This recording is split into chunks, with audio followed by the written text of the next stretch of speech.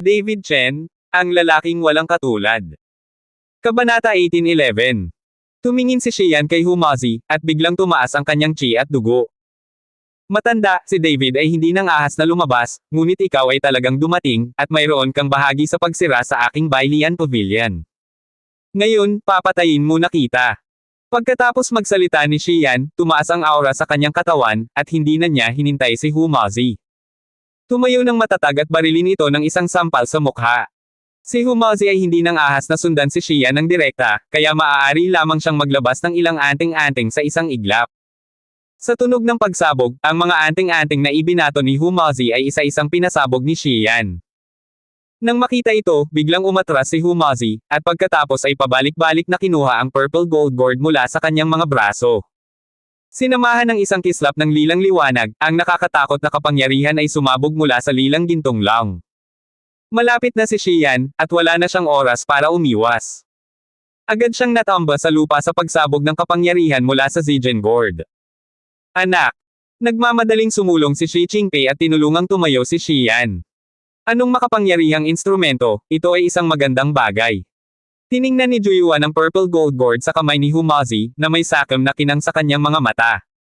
Senior brother, ang purple gold gourd na iyon ay isang high-grade magic weapon, kailangan mong mag-ingat. Pinaalalahanan ni Shi Qingpei si Juyuan. Ano ang magagawa ko sa isang magic weapon? Malamig na sumingot si Juyuan, pagkatapos ay hinawakan ito sa kawalan at sinunggaban patungo kay Humazi. Naramdaman lang ni Humazi ang isang malaking hit ng pagsipsip, bahagyang nagbago ang kanyang mukha, at ang purple gold gourd sa kanyang kamay ay muling nagliwanag. Isa-isa, ang mga lilang sinag ng liwanag ay lumabas mula sa lilang gintong lang. Naglalaman ng kapangyarihan ng walang katapusang daw, ito ay direktang papunta sa Juyuan. Nagkaroon ng pagsabog sa kawalan, at ang mundo ay tila pumutok sa ilalim ng purple gold gourd. Bahagyang sumimangot si Juyuan, ang purple gold gourd na ito ay higit pa sa isang high-grade magic weapon. Pagkatapos sabihin iyon, sa isang alon ng kanyang manggas na damit, isang kaguluhan ang lumitaw, at ang mga lilang sinag ng liwanag ay tumama sa kaguluhan at nawala sa isang iglap. Natigilan sandali si Humazi. Gusto niyang ilipat ang Zijin Gourd dito, ngunit ang figure ni Juyuan ay kumislap sa kanyang mga mata. Nakita kong iniunat ni Juyuan ang kanyang kamay at direktang hinawakan ang purple gold gourd, nagulat ang hininga sa kanyang katawan, kinailangan ni Humazi na bumitaw, at ang buong tao ay nagulat at lumipad palabas. Ang nahulog na si Humazi ay nakarinig ng mga putok ng pagsabog sa buong katawan niya, na sinundan ng mga dugong araw na sunod-sunod na pumutok, at lahat ng buto at litid ng katawan ay nabali sa pagkabigla. Pagkatapos ng pagluwa ng isang subo ng dugo, si Humazi ay nawala ng malay. Pinaglalaroan ni Juyuan ang purple gold gourd sa kanyang kamay, puno ng pananabik ang kanyang mukha. Hayaan mong lumabas si David at mamatay, kung hindi ay magsisimula tayong pumatay. Tuwang-tuwa si Shi Qingpei nang makita niyang si Humazi, na sumire sa kanilang Bailian Pavilion, ay naging lumpo. Ngayon hanggat inalis si David, ang kanilang paghihiganti ay may paghihiganti. Ako. Ang sect master natin ay wala talaga dito. Matapang na sabi ng isang miyembro ng Dragon Sect. Baka wala talaga dito si David. Nagbuga ng hininga si Juyuan, tinakpan ang buong Longmen. Hindi niya napansin ang pagkakaroon ng master sa Longmen. Pagbalik ni David, sabihin sa kanya na pumunta sa Kuchen Temple para hanapin ako. Ako si Shi Qingpei, ang Pavilion Master ng Bailian Pavilion. Kung gusto niyang magtago, pupuntahan ko siya. Natakot si Shi Qingpei na masyadong mahaba ang pagkaantala. Dinala ng oras si Mr. Shi, kaya ibinaba niya ang kanyang mga masasakit na salita at umalis. Nang umalis si Juyuan at ang iba pa, nagsimulang maglinis ang mga tao sa Longmen. Sina Long Xingshu at Humazi ay parehong malubhang na sugatan, at si Longmen ay walang ulo ng ilang sandali, at walang makaisip ng ideya. Ngunit hindi nagtagal, dumating si Zhou Jia, kasama si Ji Roxo at ang iba pa. Matapos makita ang malubhang na sugatan na sina Long Xingshu at Humazi, ang mga mukha ng lahat ay napaka-solemn na. Magpadala ng isang tao sa Yaoshen Valley para anyayahan si Elder Shu na pumunta. Gayon din, panatilihing nakasara ang balita, at huwag ilabas ang balita tungkol sa mga pinsala ni na Long Xingshu at Master Hu. Prepare the gate as soon as possible, para masyadong marami ang hindi makaalam niyan. Nasugatan si Longmen. Nangaasar at sumasabotahe ang mga tao. Isa pang bagay ay ibalik si David sa lalong madaling panahon at hayaan siyang pangasiwaan ang pangkalahatang sitwasyon. Nang ang lahat ay medyo nabigla, si Jiroxo ay mahinahong nagsimulang mag-ayos. Pagkatapos ng lahat, si Jiroxo din ang master ng unang palasyo, at mayroon din siyang karanasan sa pamamahala ng mga sekta. Dagdag pa, mas matanda si Jiroxo, at alam ng lahat ang relasyon nila ni David, kaya lahat ay masunurin sa mga salita ni Jiroxo. Hindi nagtagal, ilang tao ang pumunta sa Yaoshen Valley para imbitahan si Xu Changsheng, ilang tao ang nagsimulang ayusin ang nasirang pinto, at ilang tao ang partikular na hamarang sa balita. Dapat mong malaman na ang kasalukuyang Longmen ay maaaring ituring na pinakamalaking sekta sa buong Kyoto Martial Arts World, at si David ay isa ring idolo na hinahangad ng maraming sekta na pamilya sa Kyoto Martial Arts World. Kung gagawing provocative ni Longmen ang mga tao, mawawasak ang gate, at maraming tao ang papatayin, magkakaroon ito ng malaking epekto sa reputasyon ng buong Longmen at David. Sa ilalim ng pamumuno ni Jiroxo, nabawi ni Longmen ang katatagan nito. Matapos makuha ni Xu Changsheng ang balita, mabilis siyang sumugod. Ngunit nang makita ni Xu Changsheng ang mga pinsala ni na Long Xingqiu at Humazi, naging solemn na ang kanyang ekspresyon. Elder Xu, kumusta na sila? May tulong ba para kay Humazi? Kinakabahang tanong ni Zhou Jie kay Xu Changsheng. Miss Zhou? Ang pinsala ni Master Hu ay masyadong malala, ang mga kalamnan at buto ng buong katawan ay nabali, natatakot ako na mahirap iligtas si Dalao Jinxian. Kahit na mailigtas niya ang kanyang hininga, natatakot ako na hindi na siya muling makatayo at maging isang lumpo. Oo. Marahan na ba maantong hininga si Xu Changsheng? Ito. Tiningnan ni Zhou Jie ang walang malay na si Humazi, at agad na tumulo ang luha. Elder Xu, kailangan mong iligtas si Humazi. Sabi ni Zhou Jie, at luluhod na sana para kay Xu Changsheng. Miss Zhou, huwag mong gawin ito, wala talaga akong magagawa. Puno ng kahihiyan ang mukha ni Xu Changsheng. Elder Xu, wala ka bang magagawa? Tanong ni Jiroxo kay Xu Changsheng. Hindi ko alam kung may paraan, maaari ko lamang hayaan ang may-ari ng lambak na makita para sa kanyang sarili. Dahan daw ang umiling si Xu Changsheng. Ngunit si David ay nasa lihim na kaharian ngayon, walang nakakaalam kung kailan siya lalabas. Kumunat ang noo ni Jiroxo. Dinala ni David si Sonya at ang iba pa sa lihim na kaharian. Walang makapagsasabi kung kailan sila lalabas, ngunit hindi makapaghintay si Humazi at ang iba pa sa kanilang mga pinsala. Magagawa ko lang ngayon ang aking makakaya at subukang panatilihin si Master Hu at ang iba pa hanggat maaari. Wala na talaga akong magagawa. Walang magawang sabi ni Xu Changsheng. Pupunta ako sa Secret Realm para hanapin si Mr. Chen. Nagpa siya si Zhou Jie na pumasok sa lihim na kaharian para mahanap si David ng personal. Miss Zhou? Huwag kang pabigla-bigla, sabi ni David, bagamat hindi mapanganib ang lihim na kaharian, kung pasukin mo ito, maaaring hindi ka makalabas. Si Xiaoro, Mayor, at ang iba pa ang pinakamagandang halimbawa. Hinikayat ni Jiroxo si Zhou Jie. Kahit na nakulong ako sa isang lihim na kaharian, kailangan kong hanapin si Mr. Chen. Matigas ang mga mata ni Zhou Jie. Nang makitang determinado si Zhou Jie, nasabi lamang ni Jiroxo, Miss Zhou, dapat kang mag-ingat, huwag mo siyang kausapin kapag nakita mo si David, para hindi siya masyadong mabalisa at magkamali. Okay, I see. Pagkatapos magsalita ni Zhou Jie, dumiretso siya sa pasukan ng Secret Realm sa likod bahay ng Martial Arts Alliance. Pagbukas ng pasukan sa Secret Realm, pumasok si Zhou Jie sa Secret Realm ng walang pag-aalinlangan. Sa oras na ito, si David at ang iba pa ay nasa Wuya Cave pa rin. Pinag-iisipan ni David ang mga estatwa na ito at gustong maunawaan kung ano ang nangyayari sa mga estatwa na ito. At sino ang taong hindi nakita ang kanyang mukha. Ang 8 elder ng Daoist sect ay biglang naging estatwa, at isang sekta na kasing laki ng Dao sect ang biglang nawala. Mukhang maraming hindi kilalang sikreto. At tila nauunawaan ni David ang sikreto, tanging sa paraang ito ay tuluyang maalis ni Sonya at ng iba pa. David, huwag kang masyadong mag-alala. Kahit na nakulong tayo sa lihim na kaharian na ito, walang panganib, at ang kapaligiran dito ay medyo maganda. May mga bagay na kailangang dahan-dahan, naniniwala ako na mas mabuting makaalis na tayo. Hinikayat ni Sonya si David. Kabanata 18:12. Para mapag-aralan ang mga estatwa na ito at makaalis si Sonya at ang iba pa rito, mukhang tanga si David. Ito ay nagmumukhang labis na pagkabalisa ni Sonya.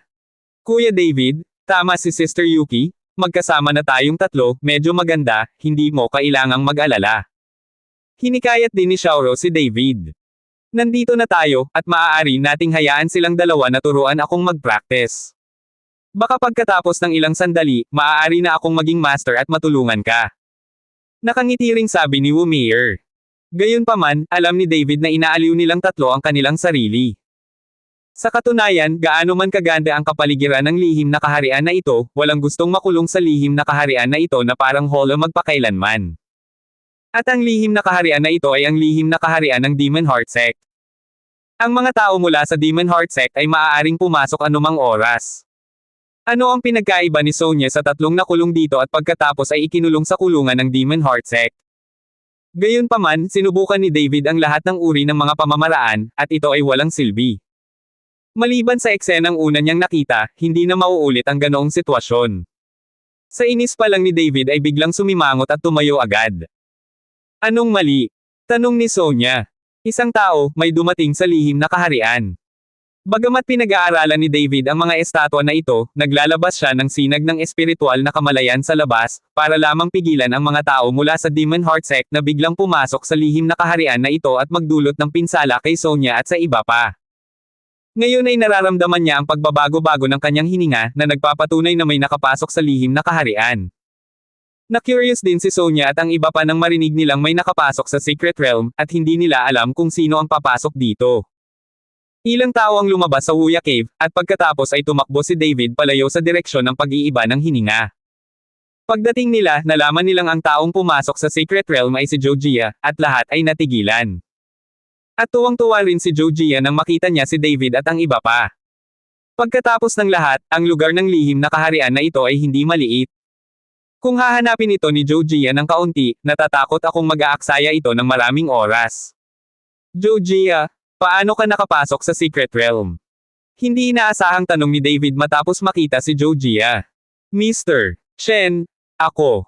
Gusto lang magsalita ni Georgia, naalala ang paliwanag ni Jiroxo, kaya sinabi niya. Mr. Chen, may nangyari kay Longmen, kaya hayaan mo akong pumasok para hanapin ka. Anong nangyari kay Longmen? Anong problema? Kumunat ang noo ni David. Para malaman na ang Longmen ay pinamamahalaan ni Long Xingshu, at mayroon ding suporta ng pamilya Ge at pamilya Dong, walang dapat mangyari. Kahit na ito ay isang maliit na bagay, si Long Xingshu ay kayang hawakan ito mismo. Ngayong kailangan ni Georgia na makipagsapalaran sa lihim na kaharian upang mahanap ang kanyang sarili, ito ay nagpapatunay na may malaking nangyari. Hindi ito malaking bagay, kailangan mo lang harapin ang ilang mga problema sa iyong sarili. Umiling si Georgia at sinabing. Tumingin si David kay Georgia at alam niyang may nangyari, ngunit sa halip na magtanong, tumingin siya kay Sonya at sinabing, Yuki, hintayin mo lang ako sa Wuya Cave, huwag kang tumakbo, ako na ang bahala. Kapag natapos na ito, gagawa ako ng paraan para mailabas ka. Go! Don't worry about US. Magkakaroon din tayo ng eksena dito, maganda. Tumango si Sonya. Tara na, sabi ni David kay Georgia. Napahiya si Georgia, tumingin kay David at sinabing, Mr. Chen, ako. Pumasok na ako sa Secret Realm. Kung aalis ako sa Secret Realm, susundan ko ba si Miss So at ang iba pa? Huwag kang mag-alala, magiging maayos ka. Sabi ni David. Ngayon alam na ni David na ang dahilan kung bakit wala sa lihim na kaharian silang tatlo ni Sonya at nanganganib ang kanilang buhay ay dahil ang usapin ni Wuya Dong ay may kaugnayan sa kanilang espesyal na pangangatawan. Si Georgia ay walang espesyal na pangangatawan at hindi pa nakapasok sa Wuya Cave, kaya dapat walang problema. Nakita ni Georgia na sinabi ito ni David, kaya sinundan niya si David palabas ng lihim na kaharian. Habang nasa daan, napaka-solemn ng ekspresyon ni Georgia, at alam ni David na may malaking nangyari sa Longmen. Nang dumating si David sa Longmen, nalaman niyang ang buong Longmen ay nababalot ng malungkot na kalagayan. At ang gate ng Dragon Gate ay kakaayos lang. Nang makita ng mga bantay sa pintuan si David na bumalik, isa-isa silang sumigaw, nakabalik na ang may-ari ng pinto, nakabalik na ang may-ari ng pinto. Napaiyak pa ang ilang miyembro ng Longmen nang makitang bumalik si David. Kung tutuusin, napakaraming tao ang namatay at nasugatan sa Longmen, at lahat sila ay mga taong nagkakasundo araw at gabi, kaya hindi maiwasan ng mga miyembro ng Longmen na ito ang kalungkutan. Matapos marinig na nakabalik na si David, pinangunahan ni Jiroxo ang mga tao, at sunod-sunod na lumabas si Shu Changsheng para batiin si David. Nakita ni David na si Jiroxo ay kasama ng lahat, at naroon si Shu Changsheng, ngunit hindi niya nakita ang mga mukha ni na Long Xingshu at Humazi, at ang kanyang mukha ay agad na naging sobrang pangit. Roxo, anong nangyari? Tumingin si David kay G-Roxo at nagtanong sa malamig na boses. Totoong sinabi ni G-Roxo kay David ang bagay na iyon, at nang marinig ito ni David, pakiramdam niya ay tinamaan siya ng kidlat at nanghina ang kanyang katawan kaya hindi siya makatayo. Dapat mong malaman na pinamahalaan ni Long Xingqiu ang Longmen sa panahong ito at ginawa ang kanyang angkop na pagsisikap. Bukod dito, may kaugnayan din siya sa dugo kay David. Matagal nang itinuring ni David si Long Xingqiu bilang kanyang nakababatang kapatid. Hindi banggitin ang mga buto ng flax. Bagamat karaniwang nagtatalo at nag-aaway ang dalawa, gusto ni David na kumuha ng mga buto ng lino saan man siya magpunta. Pagkatapos ng lahat, si Humazi ay may maraming kaalaman, at sa isang kritikal na sandali, palaging makakapagbigay si Humazi ng mga sorpresa kay David. Ngayon ay sinabi pa niya sa kanya na si Long Xingqiu at Humazi ay mamamatay, paano ito matiis ni David? Alam ko ang kakayahan ng mag-amang Bailing. Kaya nilang talunin si Xingqiu ng seryoso, ngunit hawak ni Master Hu ang Zijin Gourd. Kahit na magsanib puwersa ang kanilang ama at anak, imposibleng matalo si Master Hu ng seryoso. Tumingin si David kina Long Xingqiu at Humazi sa kama at nagtanong ng nakamamatay na tingin. Ito ay binaril ng isang matandang monghe. Ninakaw din niya ang purple gold gourd ni Master Hu, at bago siya umalis, sinabihan ka ni Shi Qingpei na pumunta sa Kuchen Temple para hanapin siya, kung hindi, pupunta siya sa Longmen para pumatay. Sinundan ni G-Roxo si David at sinabing, Kuchen Temple. Bahagyang kumunat ang noo ni David na parabang hindi niya narinig ang lugar na ito. Gayunpaman, alam ni David na hindi ngayon ang oras para isipin iyon. Kinailangan niyang iligtas muna sina Long Xingqiu at Humazi. Guzo, nasuri na ng mga nasasakupan ko. Masyadong mabigat ang dalawa, at ang mga meridian at buto ng katawan ay nabasag. Natatakot ako na wala ng paraan para makabawi. Kung mailigtas mo ang iyong buhay, hindi masama. Walang awa, halata na sina Master Hu at ang iba pa ay sadyang pinahirapan at pagkatapos ay namatay. Sabi ni Xu Changsheng na may hitsura ng dalamhati at galit. Ang mga mata ni David ay puno ng galit, at ang nakapangangilabot na layunin ng pagpatay ay bumangon sa kanyang katawan. Kahit na sino man iyon, papapatayin ko sila ng mas masakit. Si David ay humakbang pasulong, at isang espiritual na puwersa ang tumago sa Humazi at Longxing sa loob ng asahi. Pagkatapos suriin muli, ang mukha ni David ay naging sobrang pangit. Kung ang mga meridian ay nabali lang, o ang mga buto ay nabali, si David ay may solusyon.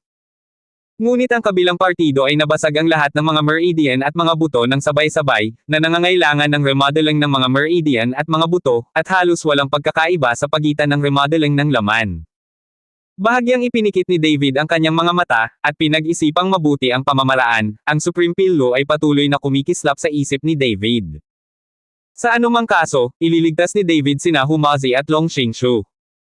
Ngunit sinubukan ni David ang lahat ng kanyang makakaya na isipin ito sa kanyang isipan, ngunit hindi siya makahanap ng paraan para iligtas sina Humazi at Long Xingqiu. Bagamat may iligtas ni David ang buhay ng dalawang tao, kung ang dalawang tao ay nakahiga sa kama na parang mga baldado habang buhay, natatakot ako na mas hindi ito komportable kaysa kamatayan.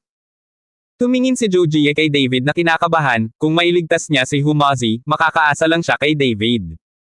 Elder Shu, manatili ka rito at alagaan silang dalawa, gagawa ako ng paraan. Hindi makahanap ng paraan si David para iligtas siya, kaya't ibaling na lang niya. Nagpasya siyang pumunta sa lihim na kaharian ng Woman upang makita kung mapapagaling ni Ge Kangsheng sina Long Xingqiu at Humazi. Kabanata 18:13. Pagkatapos ayusin ang lahat, natagpuan ni David si Ge Fuhai at pagkatapos ay magkasamang pumunta sa Longmen Secret Realm. Matapos makapasok sa lihim na kaharian ng Longmen at mahanap si Ge Kangsheng, ipinaliwanag ni David ang kanyang layunin. Mr. Chen, sira lahat ang mga meridian at buto, hindi talaga madaling hawakan. Bahagyang kumunat ang noo ni Ge Kangsheng matapos marinig ito. Old Ge Clan, wala bang lunas sa Secret Realm? Hindi naman sa maraming Masters of Immortality sa Secret Realm, wala na bang makapangyarihang pharmacist? Medyo nagulat si David. Sinasabi na sa lihim na kaharian, dapat mayroong ilang napakalakas na parmasyutiko. Mr. Chen, kahit na may mga immortal na magsasaka sa lihim na kaharian, lahat sila ay tao. Saan maaaring magkaroon ng isang tunay na immortal? Ang ganoong sitwasyon kung saan ang mga buto at kalamnan ay nabali lahat, natatakot ako na dumating si Daluo Jinxian, at hindi ito madaling gamutin. Halos Irish shape na nito ang katawan. Hindi lamang ang aming Dragon Gate Secret Realm kundi pati na rin ang iba pang mga lihim na kaharian, tinatansya na walang sinuman ang maaaring maghugis muli ng katawan para sa iba. Umiling si Gekangsheng at sinabing, wala bang anumang paraan upang gawin ito? Kumunat ang noo ni David, baka sa mukha niya ang lungkot. Kung maaari lamang gugulin ni na Long Xingsho at Humazi ang kanilang buong buhay sa kama, si David ay makokonsensya habang buhay. Ito ay hindi na walang paraan. Narinig ko na mayroong isang banal na bukal sa secular na mundo, na tinatawag na Regeneration Spring. Kung maaari kang magbabad sa tubig ng bukal sa loob ng 7 araw, maaari mong muling hubugin ang iyong mga buto at muling hubugin ang iyong katawan. Ito lang na ang mga tao sa ating lihim na kaharian ay hindi maaaring matagal na akong nasa mundo, kaya hindi ko pa nakikita ang Rebirth Spring, at hindi ko alam kung umiiral pa ang Rebirth Spring. Sabi ni Gekangsheng kay David. Rebirth Spring. Nag-isip si David, at nalaman niyang hindi pa niya narinig ang pangalan. Sa oras na ito, natuklasan ni David na may higit pang mga bagay sa mundo ng martial arts kaysa sa alam niya. Old Geklan, alam mo ba ang tungkol sa Kuchen Temple? Tanong ni David kay Gekangsheng. Umiling si Gekangsheng, dapat itong kabilang sa secular na mundo, at hindi ako masyadong malinaw. Mr. Chen, nakatagpo ka na ba ng anumang mga paghihirap sa secular na mundo? Kung nakatagpo ka ng mga paghihirap, maaari mong hilingin sa batang babae na tumulong sa labas ng lihim na kaharian.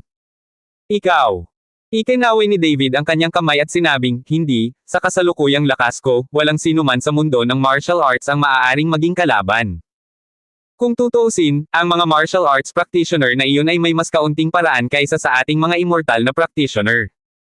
Alam ni David na kung siya ay pumunta mula sa lihim na kaharian patungo sa makamundong mundo, okay lang ito sa maikling panahon, kung mananatili ka sa makamundong mundo ng mahabang panahon, ito ay magdudulot ng panganib ng pagwawalang bahala o kahit na pag-urong, kaya ayaw ni David na hayaan si Geiyuhan na makipagsapalaran sa makamundong mundo. Bukod dito, hindi natatakot si David kay Shi Qingpei at sa kanyang anak. Kung gusto niyang pumatay ng 2 tao, ito ay isang bagay na lamang ng pagtataas ng kanyang mga kamay.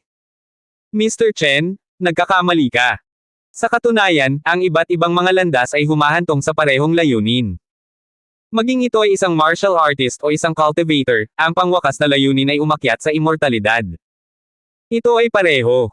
Kaya lang kung ikukumpara sa mga immortal na magsasaka, ang landas ng mga martial cultivator para maging mga immortal ay mas puno ng mga tinek. Dahan daw ang sabi ni Gekangsheng. Agad na natigilan si David sa mga sinabi ni Gekangsheng. Palagi niyang iniisip na ang kanyang lakas ay walang talo sa mundo ng martial arts.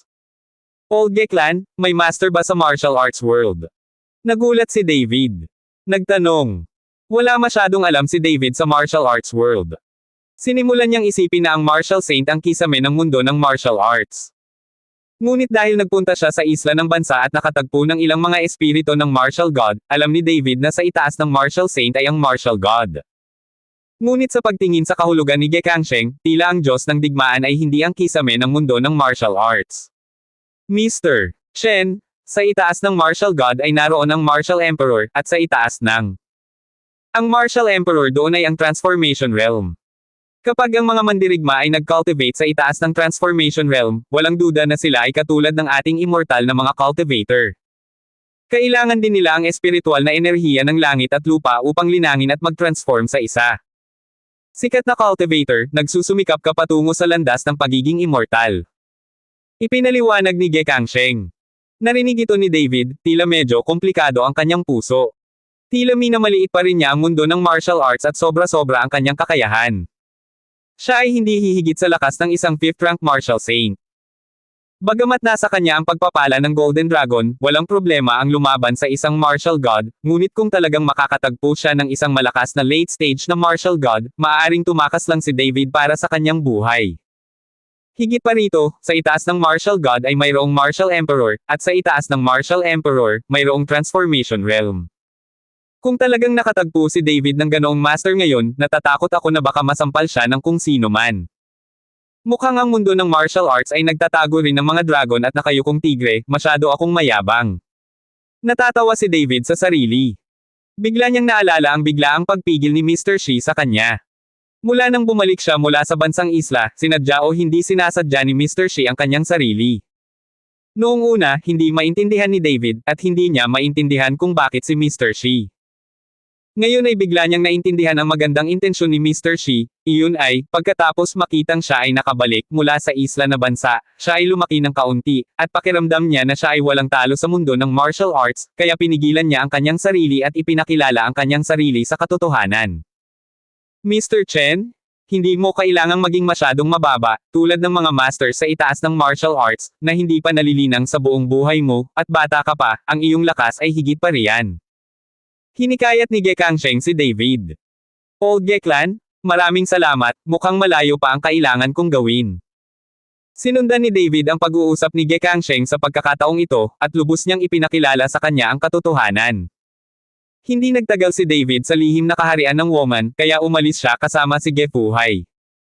Sa pagbabalik, tila may naalala si Gefuhai, at biglang sinabi kay David, Mr. Chen, kung gusto mo siyang talunin, nasaan ang Kuchen Temple, maaari mong tanungin ang eksperto, baka alam niya. Kaalaman. Natigilan si David, unang beses niyang narinig ang pangalang ito. Oo. Ang pangalan ng taong ito ay Joe Botong, at ang kanyang lakas ay hindi malakas, ngunit mayroon siyang napakahusay na pag-unawa sa kasaysayan ng mundo ng martial arts. Nabalitaan ko na mayroon siyang kasaysayan ng pag-unlad ng mundo ng martial arts. Hindi ko alam kung ito ay totoo. Baka alam ng lalaking ito. Nasaan? Kuchen Temple, sabi ni Gefuhai kasunod ni David. Nasaan ang taong iyon? Hindi inaasahan ni David na may ganoong tao. Dapat akong nakatira sa labas ng Kyoto, ngunit ang taong ito ay madalas na naglalakbay, isasama kita upang subukan ang iyong kapalaran.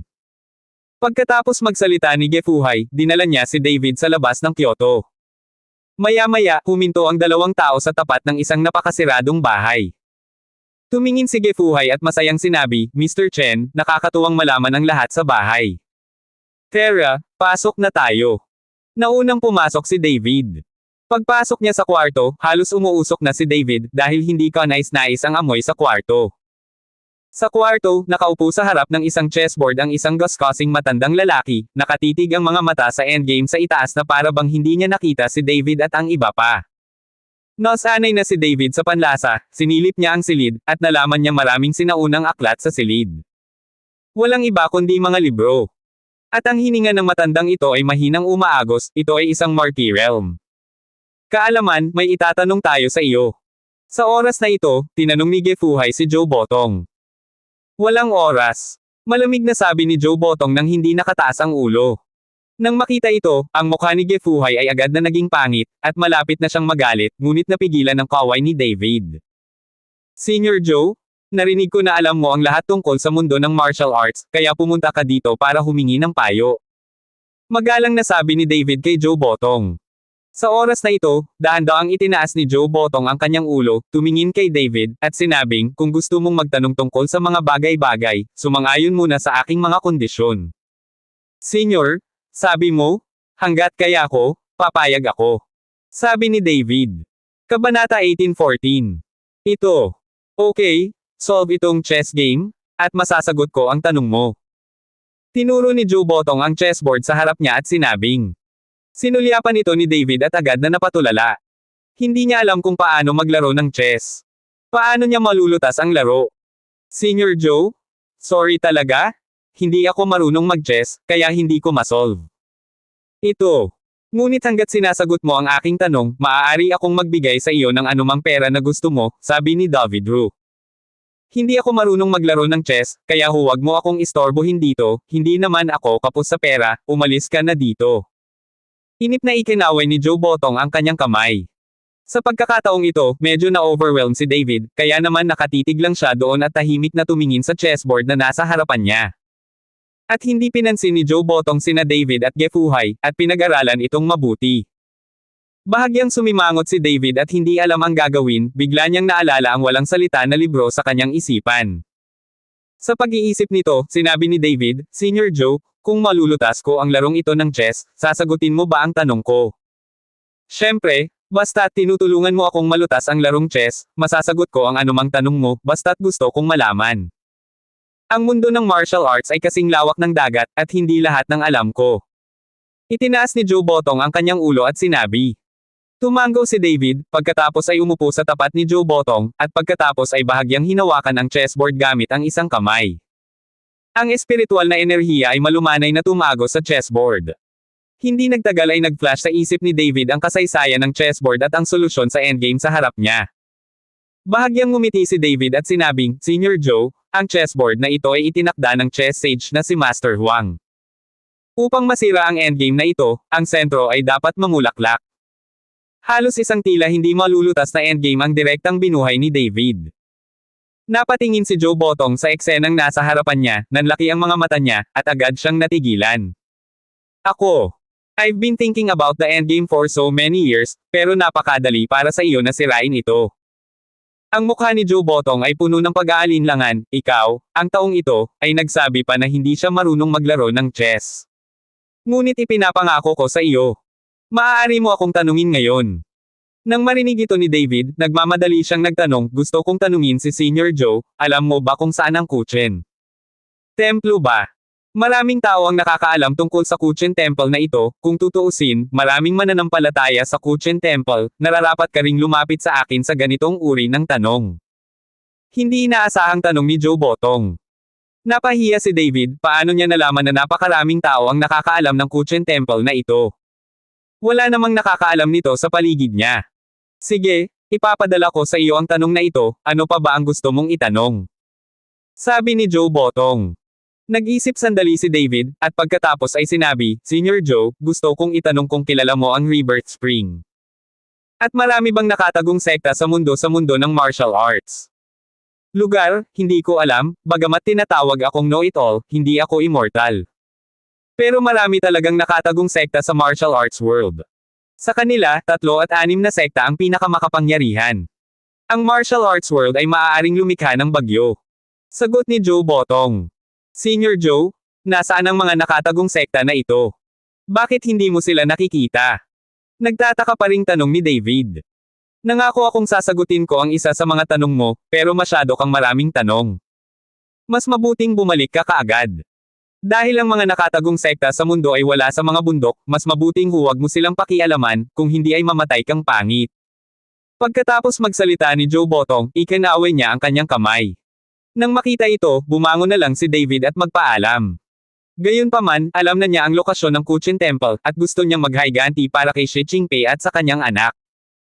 Tungkol naman sa paghahanap ng Rebirth Spring, nagpasya si David na magsimula sa mga nakatagong sekta sa mundo. Dahil naramdaman ni David na isang pambihirang bagay sa Rebirth Spring, dapat itong nasa saklaw ng impluwensya ng isang nakatagong sekta sa mundo, kaya hindi ito kilala. Nagpaalam si David kay Gefuhai, at pagkatapos ay dumiretso sa Kuchen Temple. Dapat mong malaman na sa pagkakataong ito si David ay puno ng galit, at sa pagkakataong ito ay dapat niyang pahirapan si Shi Qingpei at ang kanyang anak hanggang mamatay. Sa oras na ito, nag-e-enjoy si Shi Qingpei at ang kanyang anak sa Kuchen Temple. Ito ay halos tulad ng pagtrato ng isang emperador. Kung tutuusin, maraming mananampalataya sa Juyuan, at gagawin ng ilang debotong mananampalataya ang anumang ipagawa sa kanila. Dahil dito, nag-aatubili din si Xian na isipin si Shu. Pare, sa tingin mo ba? Darating si David sa Kuchen Templo.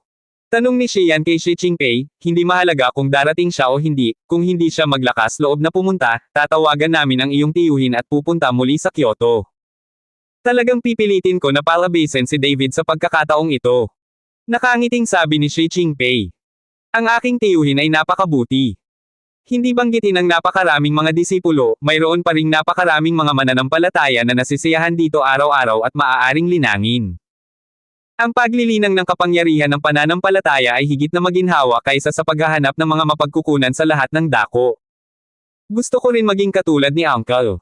Sabi ni Xian na may inggit sa kanyang mga mata. Fart, masisira ba ang kamay mo ng aking artifact refining technique? Maaari kang matuto sa pagpino ng artifact kasama ko sa hinaharap. Pinandilatan ni Shi Qingpei si Xian at sinabing, ayokong matuto, ano ang magagawa ko ng mahabang panahon? Hindi dahil nabugbog ako ni David, at wala na ang lahat. Sa huli, kailangan ko pa ring humingi ng tulong sa aking tiyuhin. Masyadong sayang ang pagpino ng mga item. Umiling-iling na sabi ni Xian. Alam mo ang kalokohan, kung makapagsanay ako ng mga dekalidad na magic tool, kahit na mga kayamanan, mga sandata ng engkanto, pabayaan si David, kahit ang buong mundo ng martial arts, sisirain ko ito sa pamamagitan ng isang alon ng aking kamay. Kahit yung nasa Secret Realm. Dude, kikiligin ako kapag nakita ko. Malakas na sinaway ni Shi Qingpei si Xian. Okay, huwag kang magmayabang, pag-usapan natin ito kapag kaya munang makabisado ang sandata ng engkanto, hindi na nag-abalang kausapin si Xian sa kanyang ama, tumayo siya, at naghanda na umalis. Sa sandaling ito, pumasok si Juyuan. Nang makita si Juyuan na papasok, humakbang si Xian para tulungan siya na may nakakabigay puri na ekspresyon, Tito, may utos ka ba?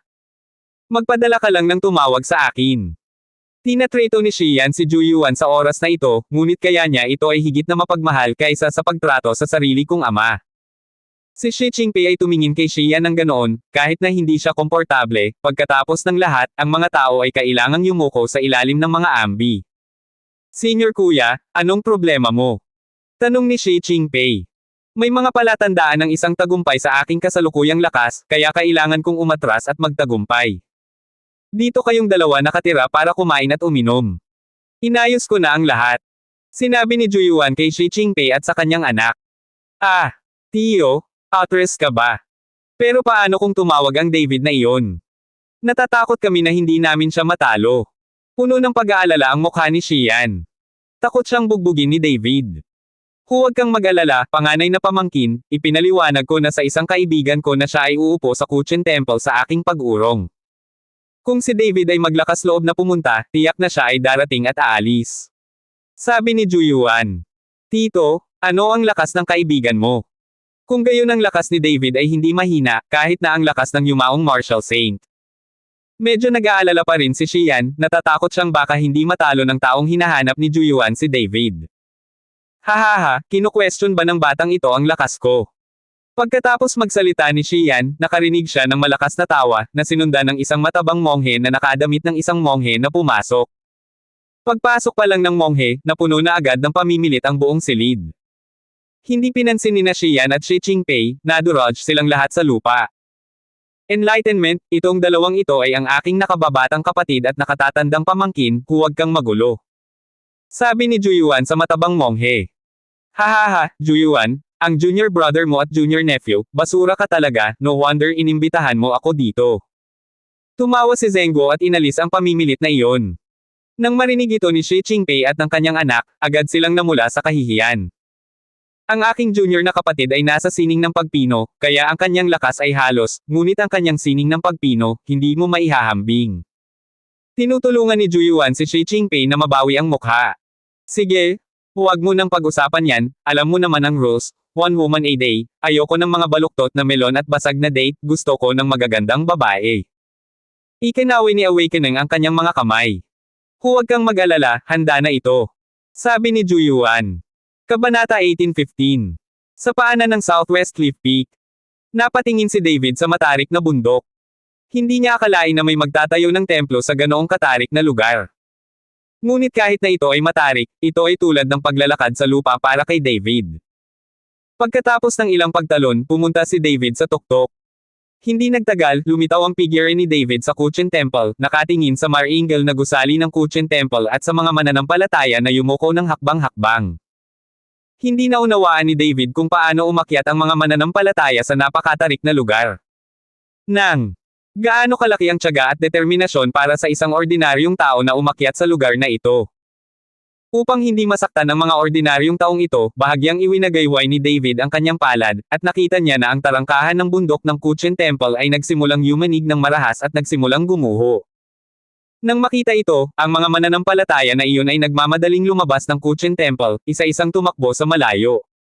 Tay, anong nangyayari? Di ba nandito si David?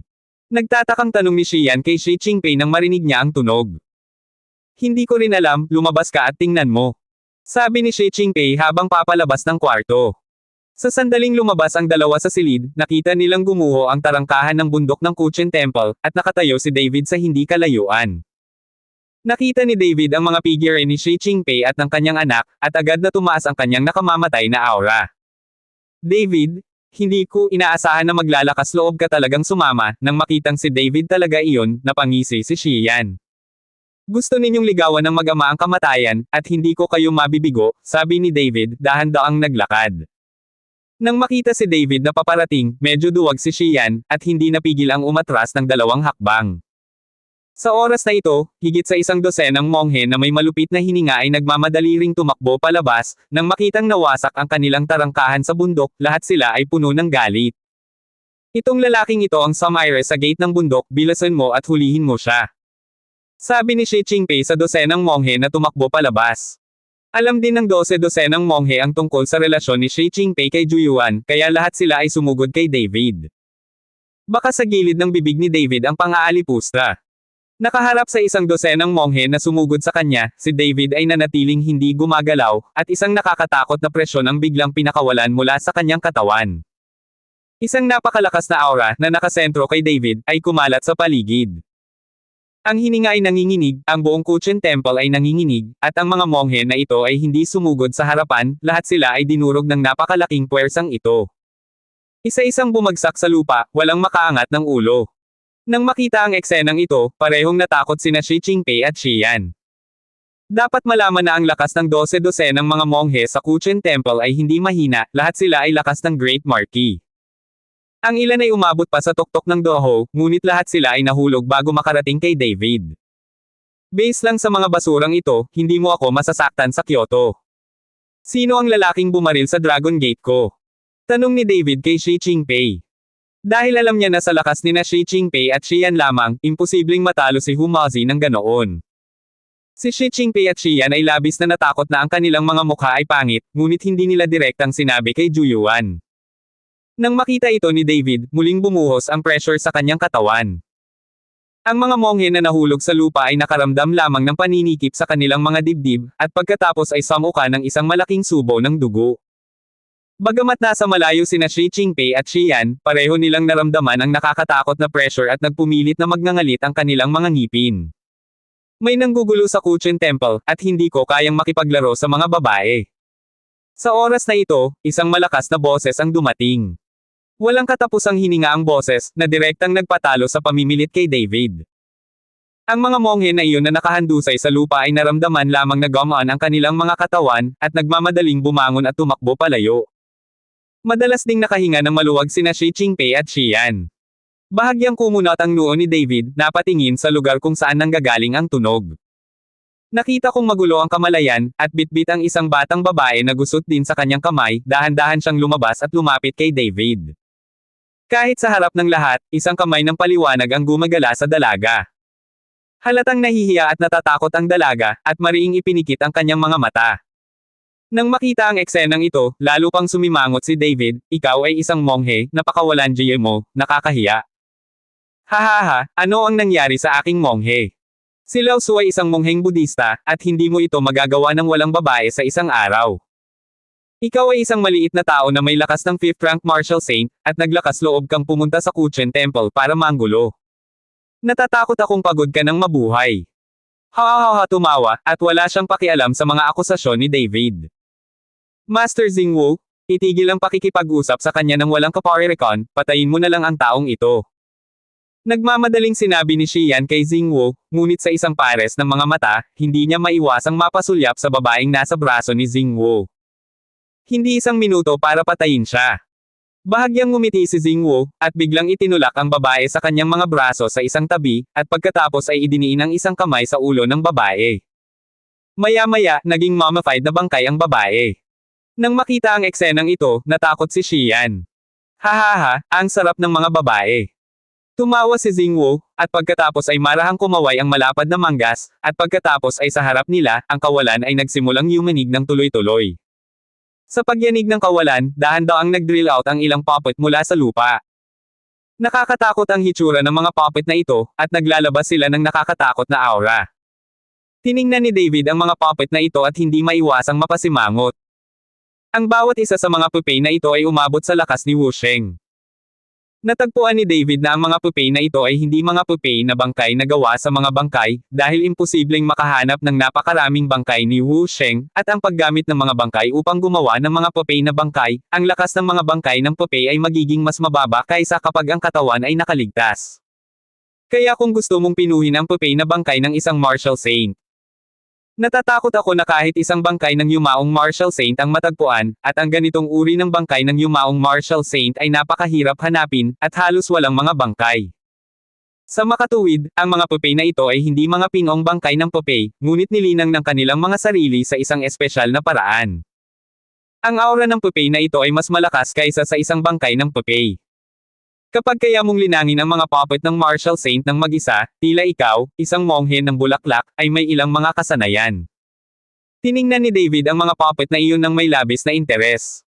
Higit pa riyan ang kakayahan ko. Kung makikilala mo ako ngayon, malas ka. Sabihin mo, na may malaking alon ng kamalayan, ilang puppet ang sumugod kay David. Ang mga puppet na ito ay walang isip, kaya hindi nila alam kung ano ang takot. Lahat sila ay sumambulat sa kanilang pinakamalakas na lakas, itinaas ang kanilang mga kamao, at bumagsak kay David ng mabangis. Biglang umatras si David, at ilang puppet ang bumagsak sa lupa, agad na nabasag ang isang malalim na butas sa lupa. Hahaha, David, titingnan ko ngayon kung galit ka o hindi, at makikita ko kung paano mo haharapin ang mga manika ng martial saints na ito ng mag-isa. Ang kanilang lakas ay hindi lamang martial saints, ngunit wala rin silang iniisip at hindi natatakot sa kamatayan. Gusto kong makita kung paano mo haharapin ang mga puppet na ito. Tawa ng tawa si Xian. Dahil gusto mo itong makita, pagkatapos ay hahayaan kitang makita ito. Natapos magsalita si David, at kumislap ang liwanag sa kanyang mga palad. Walang kahit kaunting pressure si David na harapin ang ilang mga Popeye na ito sa martial saint realm. Ang mga taong ito ay walang isip, at ang pagsunod sa isang robot ay walang pagkakaiba. Nakita kong naikuyong ni David ang kanyang mga kamao, at ang kanyang figure ay biglang sumugod, at pagkatapos ay parang streamer, sumugod siya sa mga puppet. Bang bang bang! Isang malakas na ingay lamang ang narinig, at lahat ng mga puppet ay lumipad palabas. Pagkatapos ay bumagsak siya ng malakas sa lupa.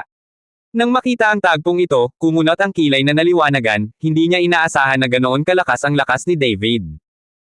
Sa isang kisap mata, maaaring ma-knockout ang ilang mga puppet ng antas ng martial saint. Anak, hindi ko inaasahan na itatago mo ang iyong lakas. Malamig na sabi ni Xingwu. Kabanata 18:16. Sa opinyon ng kamalayan, ang lakas ni David ay tiyak na hindi ang kaharian ng 5th rank martial saint.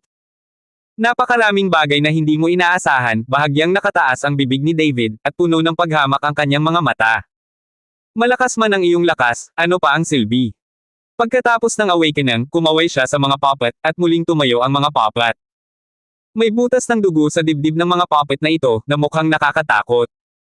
Ngunit sa mga salita sa bibig ng kamalayan, ang mga butas ng dugo sa mga puppet ay nagsimulang lumiwanag, at lahat sila ay agad na naayos. Maya-maya ay sumugod muli ang ilang mga Popeye kay David, at binati rin siya ni David nang hindi nagpapakita ng kahinaan.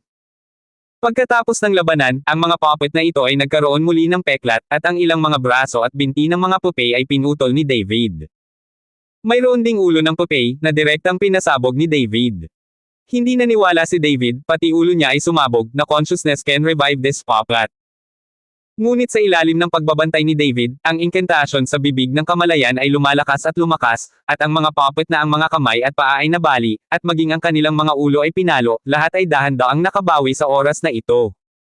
Ang bawat Popeye ay nagpapalabas ng mahinang liwanag, at lahat ng mga pinsala ay mabilis na naaayos. Pati ang puppet na nabugbog ang ulo ay nakabawi na rin gaya ng dati. Sa pagkakataong ito, napatulala si David. Dapat mong malaman na ang bangkay ng Popeye ay hindi natatakot sa buhay at kamatayan, at walang iniisip, ngunit kung talagang sabog ang ulo ng bangkay, imposibleng mabuhay ang bangkay ng Popeye. Hahaha, itong Popeye kung ito ay walang kamatayan at walang kamatayan, kahit gaano ka kahusay, sa kalaunan ay mauubos mo ang iyong lakas at kaladkarin ka sa kamatayan. Tumawa ang malay. Pagkatapos ay ilang mga puppet ang nagpatuloy sa pag-atake kay David, at nang makita ito ni David, ang kanyang mga kilay ay bahagyang kumunot, ang kanyang isip ay gumalaw, at ang Dragon Slaying Sword ay agad na lumitaw sa mga kamay ni David. Ang sword spirit ng Dragon Slaying Sword ay naliwanagan na, at ang kapangyarihan ng Dragon Slaying Sword lamang ay sapat na upang labanan ang isang martial saint. Nang iturok ni David ang kapangyarihan ng dragon sa Dragon Slaying Sword, isang tunog ng dagindong ng dragon ang tumunog. Isang gintong dragon ang lumipad sa itaas ng Dragon Slaying Sword. Isang magandang espada, talagang magandang espada.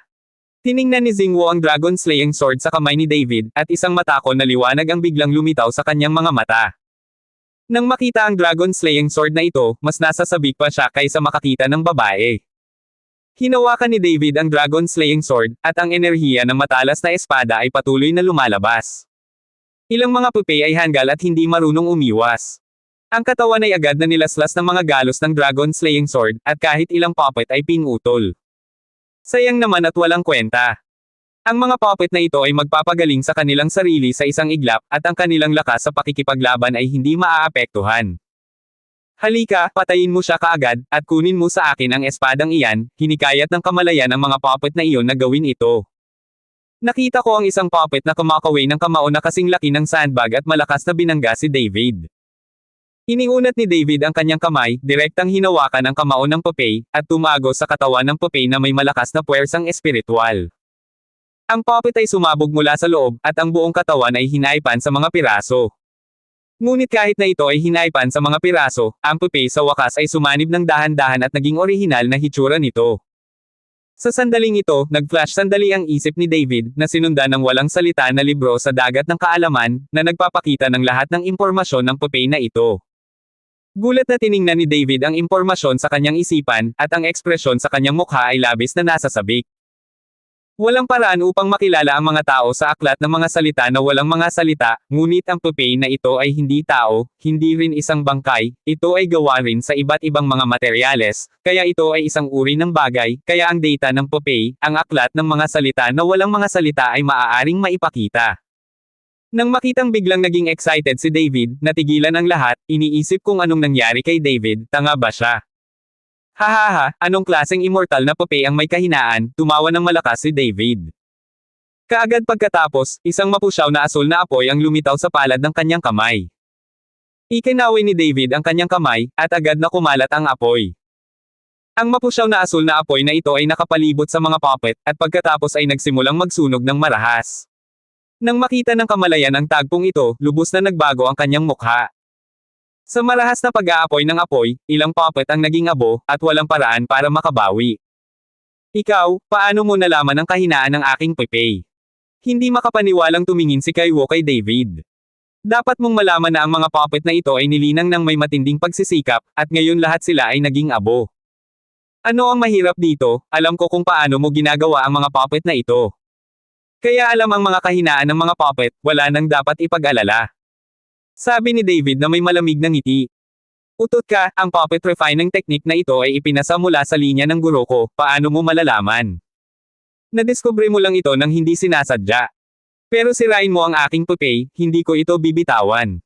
Sa iyo, hintayin mo ako. Nang matapos magsalita si Awakening, tumalon siya at sumugod sa gilid, ito ang balak niyang tumakas. Paano ka pakakawalan ng taong nanakit sa Dragon Gate ko ng ganoon kadali? Malamig na sumengot si David, tumalon din ang katawan niya, at biglang humawak paarap ang kanang kamay. Isang malaking puwersa ng pagsipsip ang direktang kinokontrol ang kamalayan at nahuli ni David. Sa palagay ko ay mali ang pagkakaintindi mo. Hindi kita pinatay kay Longmen. Siguradong ang lalaking taga-Juyuan ang pumatay sa iyo mula sa Longmen. Kung gusto mong maghayganti at mahanap siya, nandito ako para tumulong. Sa kanyang kamay, nagsimula siyang humingi ng awa. Juyuan. Natigilan si David. Oo, ang Juyuan na iyon ay ang host ng Kuchen Temple na ito. Tumawag lang ako para tumulong. Wala akong hinaing sa iyo, kaya dapat mo na akong bitawan. Nagpatuloy. Totoo ba ang sinabi niya? Tumingin si David kay Shi Qingpei at sa kanyang anak. Naramdaman ng matinding liwanag sa mga mata ni David, tumago lang si Shi Qingpei at sinabing, totoo. Narinig ko iyon, wala talaga kaming hinanakit, at hindi ko pa pinapatay ang iyong mga taga-Longmen, kaya bilasan mo at hayaan mo na. Ako. Kung hindi, kung papatayin mo ako, hindi ka patatawarin ng aking amo. Magkapareho tayo ng lahi. Kung papatayin mo ako, puputulin mo ang pag-unlad ng ating pupe na templo. Binyantaan pa ng paggising si David, bumangon ka. Bilang isang monghe, pinuputol mo ang mga babae sa iyong kalooban, at ginagawa mo rin kung anong uri ng masayang pagmumuni-muni. Kung ang isang taong tulad mo ay hindi mamamatay, sino ang mamamatay? Pagkatapos magsalita ni David, hinampas niya ng palad ang ulong na liwanagan. Idinilat ng malay ang kanyang mga mata at likas na sumigaw. Ngunit napagtanto niya na ang palad ni David ay hindi nakuhanan ng larawan, ngunit direktang inilagay sa tuktok ng kanyang ulo, na sinundan ng isang malaking puwersa ng pagsipsip. Ang lakas sa loob ng kamalayan ay mabilis na nauubos. Nataranta ang kamalayan at gustong makipagpunyagi, ngunit walang epekto. Siya ay walang magawang pagmasdan ang kanyang katawan na humihina, at sa huli ito ay ginawa ng mga tao, at ito ay ganap na patay. Hindi ko alam kung ilang babae na ang naabsorb ng kamalayang ito. Ngayong sinipsip na siya ni David at naging mummified na bangkay, maaari na itong ituring na retribution. Si Shi Qingpei at ang ama at anak ni Xian ay pinanood ni David na sinipsip ang kamalayan sa isang mummified na bangkay. Ngayon kayong dalawa. Si David ay tumingin kay Shi Qingpei at sa kanyang anak na walang pakialam, na para bang siya ay patay na. Tito, iligtas mo kami, iligtas mo kami. Sumigaw si Xian, ngunit si Juyuan ay nasa retreat sa oras na ito, saan niya ito naririnig. Si David ay tumingin sa mag-ama ni Shi Qingpei ng labis na takot, ang kanyang puso ay labis na natuwa, isang malaking pamimilit ang dumating, na direktang naging sanhi ng pagluhod ni Shi Qingpei at Xian sa lupa. Ngayon, hahayaan ko kayong dalawa na magdusa hanggang mamatay. Pagkatapos magsalita ni David, patuloy na kumalat ang uhaw sa dugo na aura sa kanyang katawan, na sumasakop sa buong Kuchen Temple. Ngunit nang gagawin na ito ni David, biglang may kumulog sa kalangitan sa isang bulwagan sa Kuchen Temple sa isang iglap. Kaagad pagkatapos nito, mula sa bulwagan, isang hininga ang bumaril sa langit, at sa lalong madaling panahon sa himpapawid, isang estatwa ni Buddha ang lumitaw ng mahina. Si David ay tumangala sa hangin, ang kanyang mukha ay agad na naging solemn. Kabanata 18:17. Si Tito ay nakalusot. Pagtingin sa eksena sa harapan niya, tuwang-tuwa na sumigaw si Xian. Si Shi Qingpei ay puno rin ng pananabik.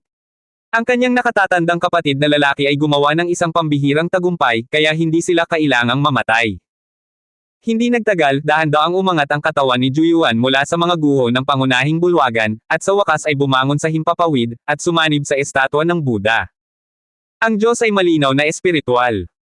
Nang makita ito, maraming mananampalataya ang lahat ay lumuhad at sumamba, at ang kapangyarihan ng pananampalataya sa kanilang mga katawan ay patuloy na nagtitipon. Matapang na baliw, maglakas loob na tumakbo ng ligaw sa aking Kuchen Temple. Ito ay isang lugar ng purong paglilinang, ngunit nakagawa ka ng pagpatay ng walang kabuluhan. Ang aking Buddha ay maawain. Kung yuko ka at aminin ang iyong mga pagkakamali at magkubli sa aking Buddha, mapapatawad ko ang iyong buhay. Si Juyuan ay nasa himpapawid, nakatingin kay David, ang kanyang boses ay kasing lakas ng isang Hongzong. Nagpapanggap na multo? Tanungin kita, alagad ako ni Longmen, pero pinatay mo. Kapatid ko at kaibigan, pero nasugatan ka. Malamig na tiningnan ni David si Juyuan at nagtanong. Oo, ito ay ang kawawang monghe. Kung ikaw ay nahuhumaling, pagkatapos ay ipapadala kita sa impyerno. Pagkatapos magsalita ni Juyuan, dahan-daang bumagsak ang kanyang figure, at isang gintong liwanag sa kanyang likuran ang direktang pumaligid kay Juyuan. Sa oras na ito, si Juyuan ay parang Diyos. Sa tingin ko ay ikaw, ang matandang monghe na pupunta sa impyerno. Namilog ang mga mata ni David, umikot ang kanyang hininga, at nagsimulang kumilos ang walang sira na gininto ang katawan, at ang kanyang buong katawan ay natatakpan ng gininto ang kaliskis, tulad ng isang gintong nakabaluti na Diyos ng digmaan. Sa loob ng ilang sandali, nagbanggaan ang gininto ang liwanag kay David at ang gininto ang liwanag sa likod ni Juyuan. Lumiwanag na mas maliwanag kaysa sa araw. Iniligtas kita sa orihinal, ngunit nakakalungkot na wala kang ugat ng karunungan, kaya maaari ka lamang pumunta sa reincarnation at hanapin ang ugat ng karunungan. Sabi ni Juyuan, bahagyang hinawakan ang kanyang palad, at sinigaw ang pangalan ng Buddha. Biglang, ang buong Kuchen Temple ay ginawa ng gintong liwanag, at ang mga gintong sinag ng liwanag ay bumaba mula sa langit, na sinundan ng isang malaking palad. Isang malawak na puwersa ang nagmula sa palad ng kamay, at ang puwersang ito ay agad na idiniin kay David. Naramdaman na lang ni David na parang may bumundok na bumagsak ang katawan niya bigla, at agad na bumagsak ang mga paa niya sa lupa. Anak, ika-5 ranggo lang na martial sage, bakit ka lumalaban? Dapat mong malaman na ang mga Diyos ay hindi na mababawi. Ako ngayon ay nakalusot sa martial god, na siyang gawain ng kalooban ng Diyos. Kung ikaw ay sumuwi sa akin, ikaw ay lumalabag sa kalooban ng Diyos. Dahan-daang bumaba ang palad ni Juyuan, at ang katawan ni David ay patuloy na lumulubog sa lupa. Kalooban ng Diyos. Malamig na ngumuso si David, isa ka lamang bagong Diyos ng martial arts, at naglakas loob kang tawagin ang iyong sarili na isang Diyos. Pinapatay ko ang isang lumang Diyos ng martial arts, ngunit ito ay isang pitik ng iyong mga daliri. Ba! Nagyayabang ka. Pero pinugutan din ng ulo ang lumang martial arts, alam mo ba kung ano ang martial arts? Matigas ang ulo mo ngayon, at makikita ko kung paano ka madudurog hanggang mamatay sa hinaharap. Ipinagmamalaki ni Xian si David, pagkatapos ay tumingin siya kay Juyuan at sinabing, Tito, huwag kang magsalita ng kalokohan sa batang ito, patayin mo lang siya. Dahil ikaw ay nahuhumaling, pagkatapos ay pumunta sa kamatayan. Ang gininto ang liwanag sa katawan ni Juyuan ay lalong naging maunlad, at ang nakakatakot na pamimilit ay direktang diniin ang katawan ni David sa lupa. Boom! Isang malakas na ingay, nanginginig ang buong bundok. Agad na hinampes ng malaking palad si David, at itinulak si David sa lalim ng 10 metro sa ilalim ng lupa. Ito ba ang kapangyarihan ng martial god? Nakakatakot, nakakatakot. Natigilan si Shi Qingpei nang makita niya ang eksena sa harap niya. Alam mo, ngayon lang, direktang nakiusap si David sa awakening na iyon para sa awa, ngunit ngayon, siya ay sinampal hanggang sa mamatay ni Juyuan. Ito ang agwat sa pagitan ng martial god at ng martial saint. Kahit na ikaw ay nasa tuktok ng martial saint, ang iyong lakas ay malayo sa hakbang bago ka tumuntong sa martial god. Ang 5th rank martial saint realm ay parang langgam sa harap ng martial god. Kahanga-hanga si Uncle, sa lakas na ito, kaya niyang walisin ang mundo ng martial arts. Tumingin si Xian kay Juyuan, puno ng paghanga. Hahaha, masyadong exaggerated ang pagwawalis sa martial arts world, pero kung gusto mong sirain ang munting martial saint na ito, isang palad lang. Tumawa si Juyuan. Tito, huwag kang masyadong mahinhin. Sa hinaharap, igagalang ka ng buong martial arts world. Patuloy na nambobola si Xian. Isang kapromote pa lang na munting martial god na naglakas loob na walisin ang mundo ng martial arts, napakawalan Jie. Nang matapos magsalita si Xian, narinig niya ang boses ni David na nagmumula sa malalim na hukay. Sandaling natigilan ang lahat, at pagkatapos ay nakita nila ang katawan ni David na kumikislap ng gininto ang liwanag, at ang katawan nito ay dahan-daang lumabas sa malalim na hukay. Sa pagkakataong ito, napatulala si Xian at hindi makapaniwalang tumingin kay David. Hindi siya makapaniwala na lumabas si David ng buo sa ilalim ng gayong kapangyarihan. Kahit si Weyuan ay sumimangot, medyo hindi ka panipaniwala. Hindi ka namatay. Kumunat ang noo ni Juyuan, nakatingin kay David na bahagyang namumula ang mga mata, at nagtanong. Gaya ng sinabi ko, kaya kong pumatay ng matandang martial artist kung gusto ko, paano ako mamamatay sa kamay ng bagong martial god na tulad mo? At ikaw ay isang monghe, ngunit ikaw ay lihis, at ikaw ang dapat na mapahamak. Isinakripisyo ni David ang dragon-slaying sword, na naglabas ng makapangyarihang katwiran mula sa kanyang katawan. Pagkatapos ay subukan ito.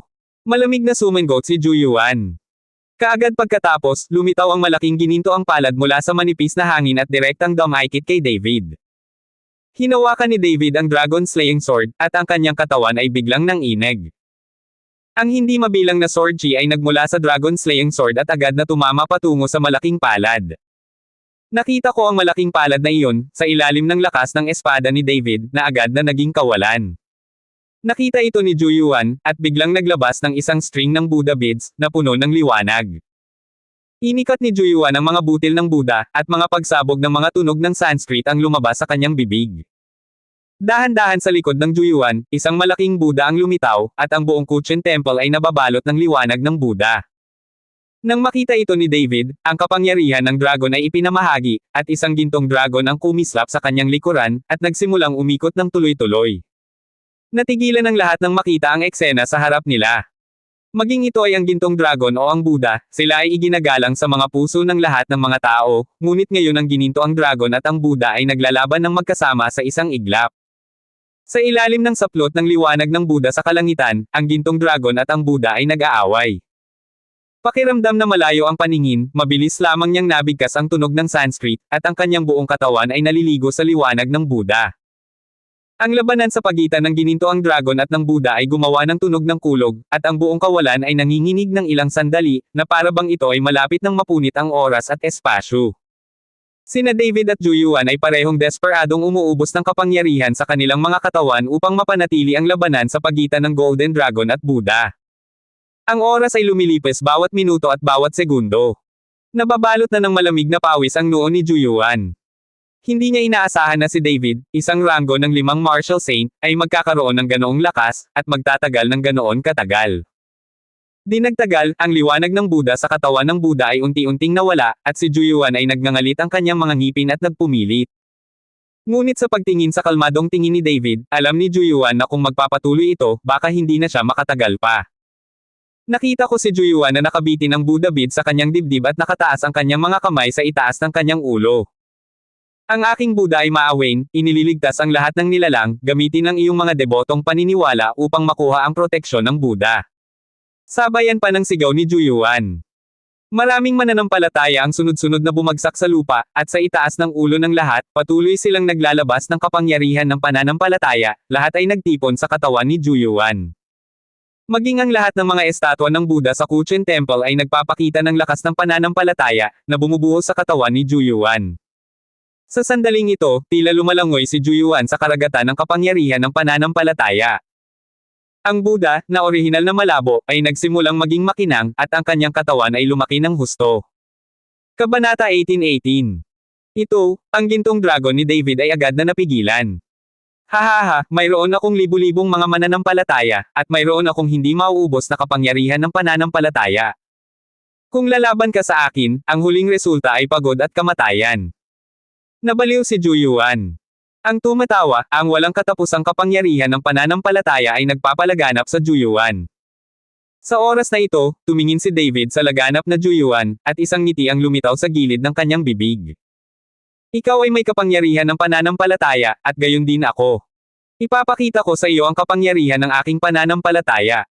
Mahinang sabi ni David. Kalokohan ang sinasabi mo, wala kang mga mananampalataya, paano mo makukuha ang kapangyarihan ng pananampalataya, kalokohan lang. Si Juyuan ay hindi naniniwala na si David ay may kapangyarihan ng pananampalataya.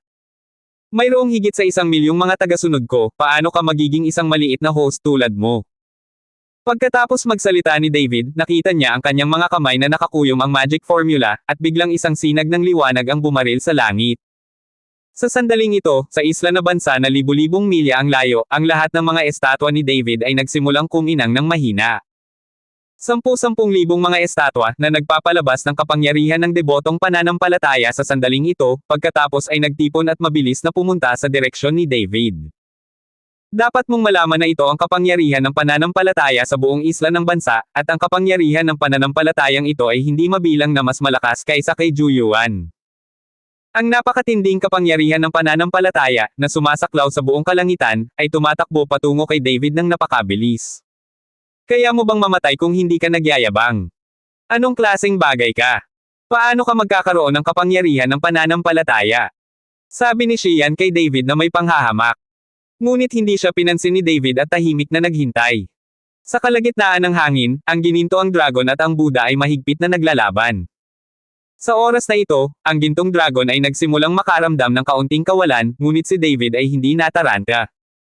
Ang napakatinding kapangyarihan ng paniniwala ay dumaan sa malawak na dagat, sa alpine jungle. Sa isang lugar sa isang primitive na bundok, isang matandang lalaki ang nakaupo sa isang malaking bato, tinuturuan ang disipulo sa harap niya ng espiritual na pamamaraan. Nang ang kapangyarihan ng pananampalataya ay dumaan sa kalangitan ng labis, ang matanda ay hindi napigil ang iangat ang kanyang ulo. Paano magkakaroon ng napakalaking kapangyarihan ng pananampalataya? Kakaiba, kakaiba. Ang bahagyang kumunat ang noo ng matandang lalaki, pagkatapos ay sinabi sa isang lalaki at isang babae, Shinger, Royer, sundin ninyong dalawa ang kapangyarihang ito ng pananampalataya. Tingnan natin, kung sino sa huli ang may kakayahang magkaroon ng ganoon kalaking kapangyarihan ng pananampalataya. Isang lalaki at isang babae ang tumayo, tumango at sinabing, as per your order. Hindi nagtagal, natapakan ng dalawa ang espada, at lumipad ang espada.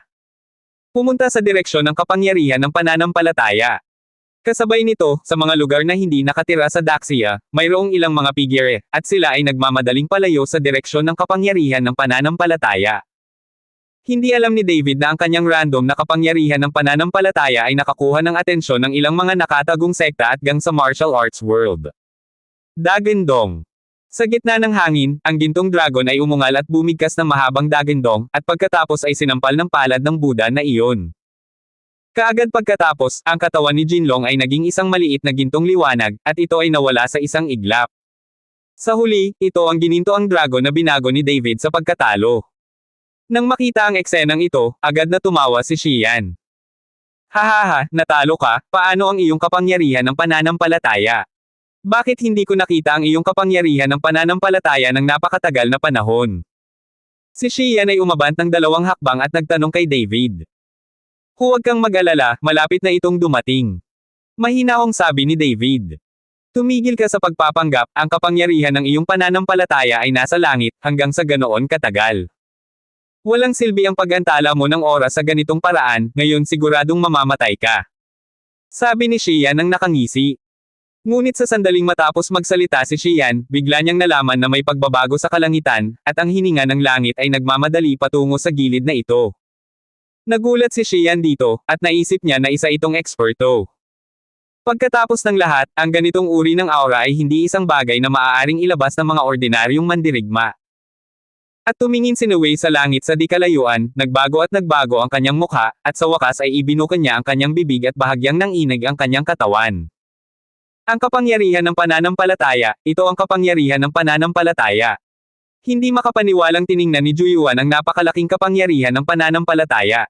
Ano? Paano ito posible? Napatingin din si Xian kay David na gulat na gulat. Gayunpaman, si David ay nagpakita ng isang panunuya, at pagkatapos ay ang kanyang katawan ay tumalon, agad na nasuspine sa hangin.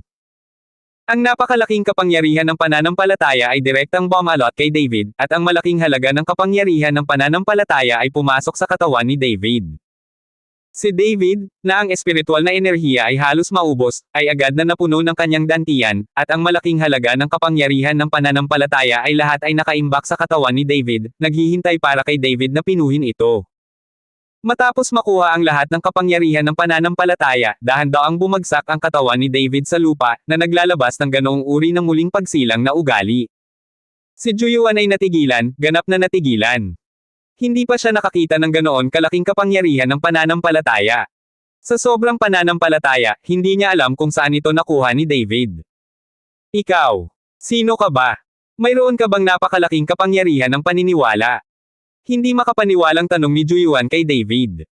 Sinabi ko na ako ay isang Diyos ng isang bansa, maniniwala ka ba? Nakangiting sabi ni David. Kalokohan ang sinasabi mo, isa ka lang martial sage, paano ka magiging Diyos? Hindi lang naniwala si Juyuan sa sinabi ni David, paanong ang isang 5th rank martial sage ay isang Diyos ng isang bansa. Kalimutan mo ito kung hindi ka naniniwala, ngayon na ang oras para matikman mo ang kapangyarihan ng aking pananampalataya. Pagkatapos noon, tumalon si David na may hawak na dragon slaying sword sa kanyang kamay. Ang nakasisilaw na liwanag ng espada ay pumailan lang sa kalangitan, at pagkatapos ay humampas patungo kay Buddha. Ang malabundok na liwanag ng espada ay tumama kay Buddha. Ang Buddha ay hindi lumaban kahit kaunti, at agad na naging kawalan.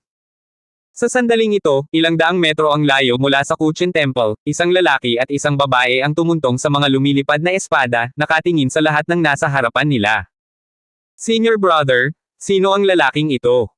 Halatang hindi ito ang cultivation ng 5th rank martial saint, ngunit ang lakas na ipinalalabas niya ay natatakot na malampasan ang martial god. Natatakot ako na mahirap para sa iyo at sa akin na labanan ang espada ngayon, tama. Ang batang babae ilang hindi ka pani-pani walang tanong. Maling galaw lang yan, yung espada lang, madali kong maarang, yung cultivation base ng 5th grade martial saint, may kakayahan siya, imposibleng ipakita ang lakas ng martial god. Ngunit ang mga ngayon lang. Ang nakakatakot na kapangyarihan ng pananampalataya ay hinihigop ng taong ito, kaya't ang tibak na iyon ay nagagawa mong mali na isipin na ikaw ay may higit na kapangyarihan kaysa sa Diyos ng digmaan. Malamig na sumangot ang lalaki, may pagmamalaki sa mukha, halatang nakatingin sa espada ni David. Liu Xing, ang anak na ito ay nakaka-absorb ng napakaraming kapangyarihan ng paniniwala, at nakakapagputol din siya ng espada gamit ang lakas ng martial god, ibig sabihin ay may kakaiba sa kanya. Hindi ko alam kung kailan magbabago ang iyong mapagmataas na ugali. Paano na ang pagbabago? Sa oras na ito, maraming figure ang lumitaw sa harap ng lalaki at babae, at ang pinuno ay isang gwapong binata na nakaputi. Tung Yugong, bakit ka nagpunta rito ng Fenglei faction? Malamig na tanong ni Liu Xing, nakatingin sa binata na nakaputi. Hindi ito ang teritoryo ng iyong Puryang sect, bakit hindi ako makakapunta? Nandito ka para sa kapangyarihan ng pananampalataya, at syempre ako. Sabi nitong Yugang na may mapaglarong ngiti. Kuya, huwag mo nang sabihin, hinawakan ng babae si Liu Xing at binalak na layuan itong Tonggangang. Matagal na kitang hindi nakikita, lalong gumaganda si Miss Liu Rui. Nakakalungkot na kung pumasok ka sa Pure Yang Sect, hindi ka makakapag-asawa, at hindi mo mae-enjoy ang saya ng pagiging babae. Sa pagtingin sa batang babae, ipinakita ni Tung Yugang ang ilang maalay ng ngiti sa kanyang mukha. Tung Yugang, nanliligaw ka kay kamatayan, sumimangot si Liu Xing at magsisimula na. Gayunpaman, pinigilan siya ni Liu Rui, at sa wakas ay lumayo sa Tonggangang na iyon. Kabanata 18-19. Sa oras na ito, si David, na may hawak na dragon sword, ay malamig na tumingin kay Ju Yuan. Sinabi ko, kahit na ikaw ay isang matandang martial artist, pinatay na kita, ngunit ikaw ay isang bagong martial arts god. Paano ito magiging kalaban ko? Walang kahit nakititing na pagmamataas sa mukha ni David, napakakalma ng ekspresyon niya, parang nagsasabi ng katotohanan. Si Ju Yuan ay hindi naniniwala dito. Hindi siya naniniwala na si David, isang 5th rank martial sage, ay kayang patayin ang martial god. Ito ay lampas sa kanyang saklaw ng kaitalusan. Ito ay imposible. Maliban kung sadyang itinago ni David ang kanyang lakas, halos imposibleng itago ang lakas ng martial god sa martial saint. Anak, huwag kang magalit. Pagkatapos magsalita ni Ju Yuan, bigla niyang hinawakan ang kanyang mga kamay patungo sa kawalan. Sa isang iglap, hindi mabilang na mga kapangyarihan ng paniniwala ang lumitaw sa pagitan ng langit at lupa, marami sa mga ito ay mga purple na kapangyarihan ng paniniwala na namumuo patungo sa kawalan sa harap ng Ju Yuan. Sa sandaling ito, ang mga mananampalataya na nakaluhod sa hindi kalayuan ay patuloy na nahuhulog, at ang aura at kapangyarihan ng pananampalataya sa kanilang mga katawan ay hinihigop ng Ju Yuan. Magkagayunman, ang mga mananampalataya ay patuloy na namamatay, ngunit ang iba pang mga tao ay nakaluhod pa rin sa lugar, binibigkas ang mga banal na kasulatan sa kanilang mga puso. Nang makita ito ni David, ang kanyang mga kilay ay mahigpit na kumunot, at siya ay biglang umungal, bakit hindi ka umalis kaagad, bakit ka pa rin lumuluhod at sumasamba ng may paggalang? Ito ay isang dyablo, hindi ang Diyos sa iyong puso, at hindi ko nakita ang mga tao sa paligid mo. Patay na ba ang lahat? Umungol si David, umaasa na ang mga ordinaryong mananampalataya na ito ay aalis na rito sa lalong madaling panahon, o lahat sila ay mamamatay dito. Hahaha, hindi ka nila pakikinggan. Ang mga taong ito ang pinakadebotong mananampalataya ko. Kahit hayaan ko silang mamatay, hindi sila magdadalawang isip. Tumawa si Ju Yuan, at ang kapangyarihan ng pananampalataya sa kanyang harapan ay mabilis na naging isa. Ang lila na mahabang espada ay pinalapot ng kapangyarihan ng pinakadebotong pananampalataya. Kung ang mga mananampalataya na tulad ko ay narito, ang aking kapangyarihan ay hindi mauubos. Ngayon ay hahayaan kitang matikman ang aking kapangyarihan. Si Ju Yuan ay may hawak na lila na mahabang espada at dumiretso kay David.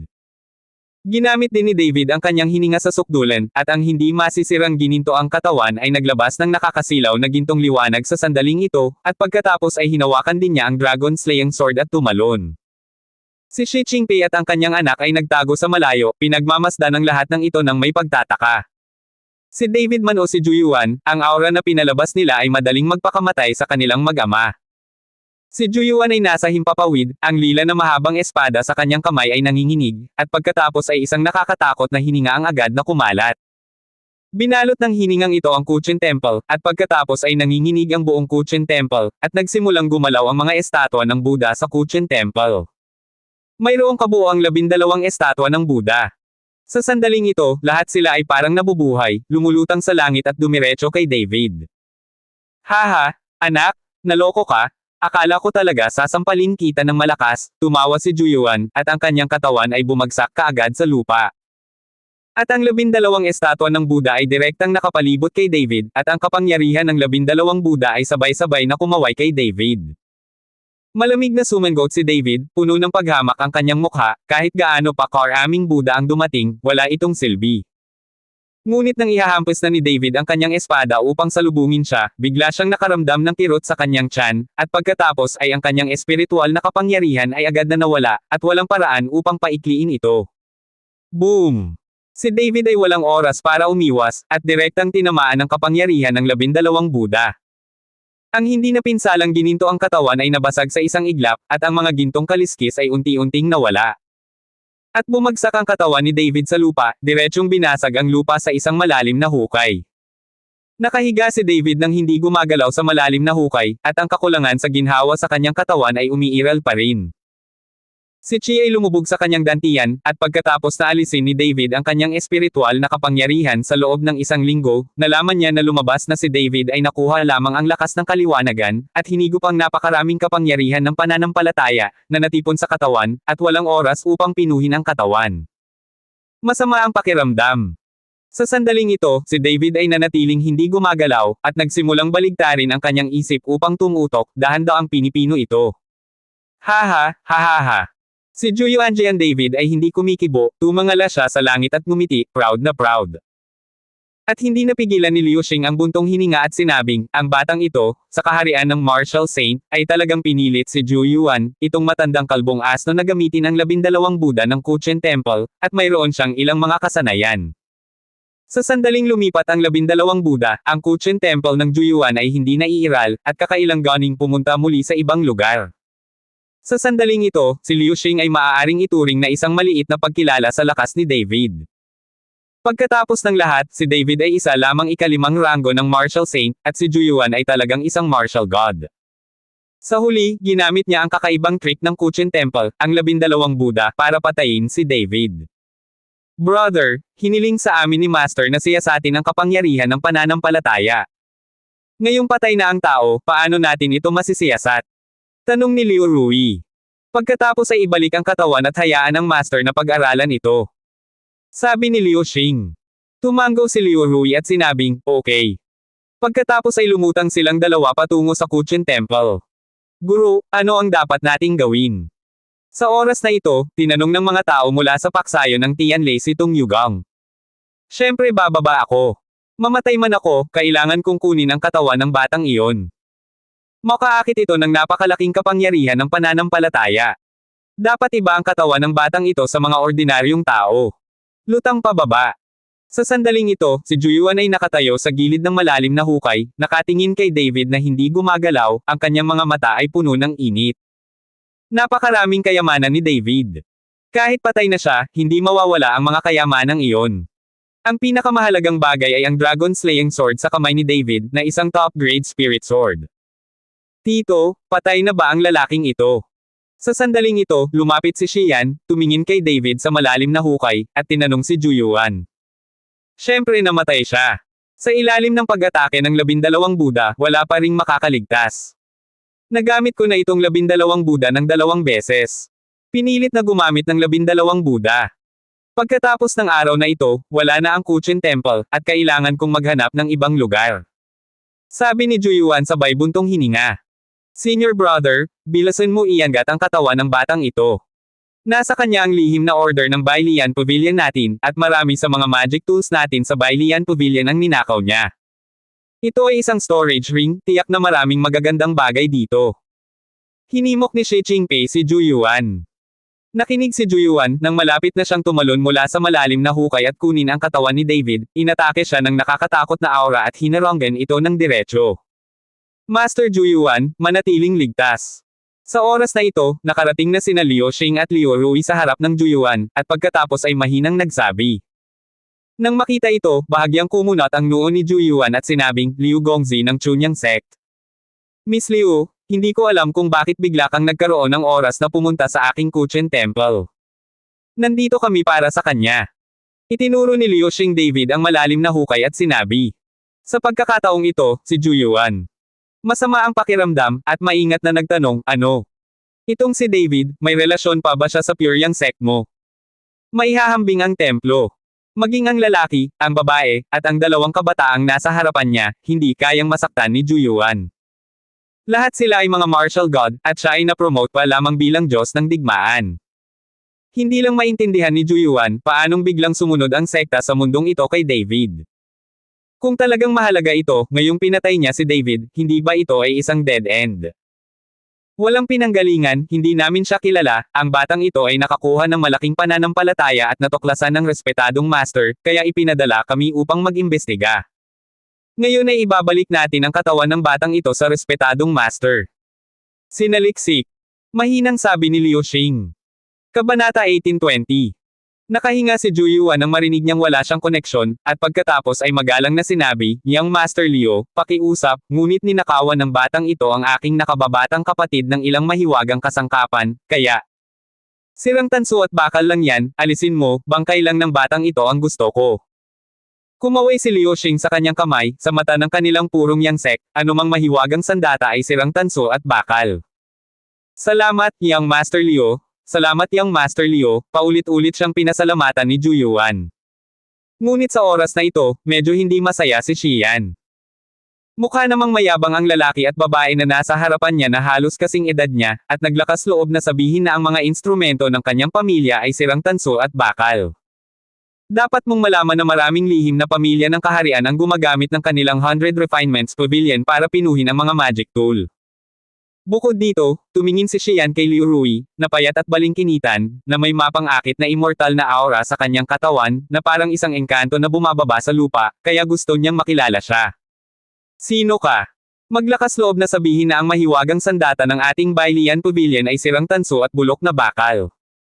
Bukod dito, itong si David ay pinatay ng aking tiyuhin, kaya hindi mo maalis ang bangkay, at kailangan kong hagupitin ang taong ito upang mailabas ang kanyang galit. Ano ba? Kung pipilitin mong kunin ang katawan ni David, hayaan mong samahan ako ng babaeng ito. Tumingin si Xian kay Liu Rui na may mapang-akit na mga mata. Ang mga salita ni Xian ay direktang nagulat kay Juyuan, na bumaba sa malalim na hukay. Sa kabilang banda, napakunot ang noo ni Liu Xing, bumangon ang galit sa kanyang katawan, at ganoon na lamang ang tingin ni Liu Rui kay Xian, at ito ay lubhang nakakadiri. Walang hiya kang tao.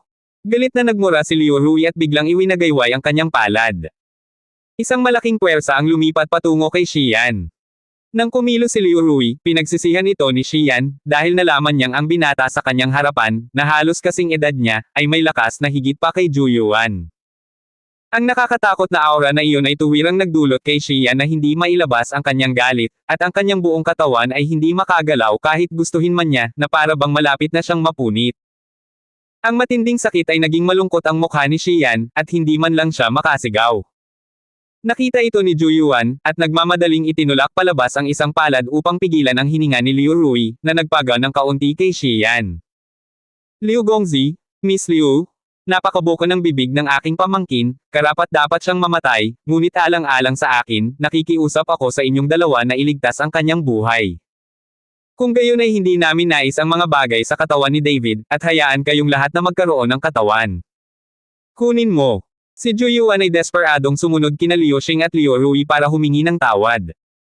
Sa sandaling ito, gustong gumawa ng mali ni Xian, at ibinaba niya ang kanyang ulo at hindi naglakas loob na magsalita. Ang sakit ng mamatay ngayon lang ay natatakot pa rin siya kapag naiisip niya iyon. Humiliating my junior sister, okay lang ba na humingi ka ng tawad? Saka anong nangyari sa pure yang sect natin? Malamig na bamantong hininga si Liu Xing, puno ng nakamamatay na aura. Nakita ito ni Juyuan, tumalikod at binigyan ng isang sampal si Xian, at pagkatapos ay nagsimulang sumuntok at sumipa. Si Xian ay binugbog, umiiyak, at tinawag ang kanyang ina, nalungkot si Xi Qingpei nang makita niya ito, ngunit hindi siya nang ahas na pigilan ito. Alam niya na ginawa ito ni Juyuan upang iligtas ang kanyang anak, at kung sino ang nagpabeye sa kanyang anak na maging isang hamak na walang pangitain. Kahit na magalang si Juyuan, naglakas loob siyang i-provoke siya. Hindi nagtagal, si Xian ay binugbog ng hindi nakilala ni Juyuan, at isang hininga na lang ang natitira. Liu Gongzi, sana mapanatili mo siyang buhay, tinuruan ko siya ng leksyon. Nanalangin si Juyuan. Senior kuya, kalimutan mo na, bumalik tayo ng mabilis, para hindi mabalisa si Master. Sabi ni Liu Rui kay Liu Xing. Tumango si Liu Xing, pagkatapos ay tumalon at tumalon pababa sa malalim na hukay, nagbabalak na kunin ang katawan ni David. Ngunit nang tumalon lang si Liu Xing at tumalon na sana sa malalim na hukay, pinigilan siya ni Tung Yugang. Tung Yugang, ano ang gagawin mo? Sumimangot si Liu Xing. Liu Xing, ang katawan ng batang ito, gusto ko ring ibalik ito sa ating Tianlei faction para pag-aralan ito. Sabi ni Tung Yugang na may mahinang ngiti. Nakita ni Juyuan si Tung Yugang at hindi napigil ang napalunok at sinabing, anak pala ito ng pangkat ng Tianlei, hindi ko alam kung okay lang si Ling Zun. Hindi maintindihan ni Juyuan, alang-alang kay David isa sa mga bangkay ng hindi inaasahang nagmula sa isa pang nakatagong sekta sa mundo. Ngayon, ang Thunder Sect sa Hidden World Sect ay mas malakas kaysa sa Pure Yang Sect. Pero who knows, hindi man lang tumingin si Tung Yugong kay Juyuan na ikinahihiya ni Juyuan hanggang mamatay. Nang makita ang eksenang ito, si Shi Qingpei ay hindi nang ahas na gumawa ng tunog. Ang kanilang Bailian Pavilion ay walang masyadong pakikitungo sa secular na mundo, kaya hindi niya alam ang tungkol sa mga nakatagong sekta sa mundo na ito. Gayunpaman, kung titingnan ang ugali ni Juyuan, kitang-kita na ang kabilang partido ay isang taong hindi masaktan. Tung Yugong, everything comes on a first-come first-served basis. Nauna kaming dumating.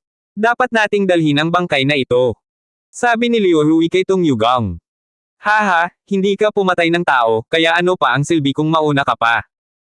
Ngayon, kailangan kong kunin ang bangkay na ito, at walang makakapigil dito. Tumawa si Tung Yugong, hindi ito binitawan. Sa sandaling ito, si David, na nakahiga sa malalim na hukay, ay nakinig sa mga tao sa itaas na nag-aagawan sa kanyang katawan, na may halo-halong damdamin sa kanyang puso, ngunit umaasa siya na ang mga taong ito ay maaaring lumaban ng mas matagal, pinakamahusay na lumaban at bigyan ang kanyang sarili ng mas maraming oras. Tung Yugong, hindi namin pinatay ang tao, ngunit ikaw ay hindi. Bakit mo ito aalisin? Ang taong ito ay pinatay ni Master Juyuan, kaya hayaan si Master Juyuan na magpasya kung sino ang kukuha ng bangkay. Direktang ibinato ni Liu Xing ang tanong kay Juyuan. Okay, tumingin si Tung Yugong kay Juyuan.